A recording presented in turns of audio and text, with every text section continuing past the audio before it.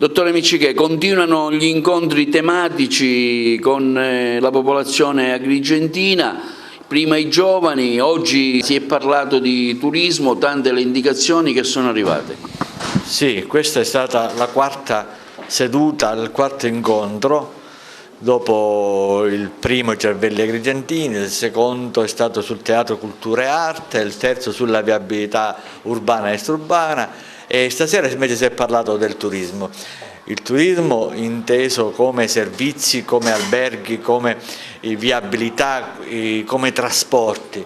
E naturalmente tantissima è stata la partecipazione, tanta gente competente nel settore, sono stati tanti suggerimenti o le criticità evidenziate e questo è servito a me a prendere degli appunti come faccio sempre e questo rimane proprio nel mio stile perché voglio ascoltare, voglio sentire, non sono competente in materia però sono organizzatore, riesco ad ascoltare, ho stilato degli appunti, ho già abbozzato un programma, questo mi servirà assieme però alla mia cabina di regia a portare avanti un programma elettorale per la nostra città.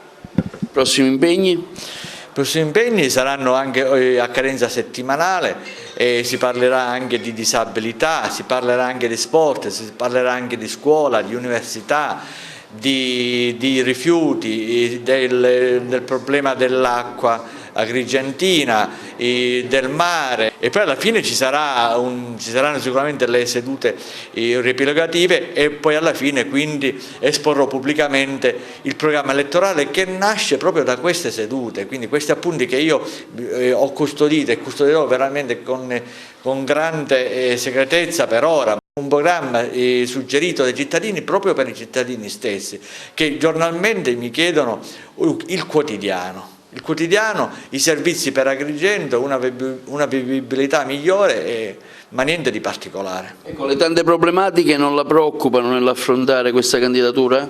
Ma sicuramente, certo che mi preoccupano. Capisco che andare ad amministrare una città come Agrigento sarà difficilissimo, ci proverò, naturalmente non lo farò eventualmente se dovesse essere eletto da solo, avrò una squadra, avrò una giunta, avrò gente competente come ripeto che mi daranno consigli perché da soli non si va mai avanti.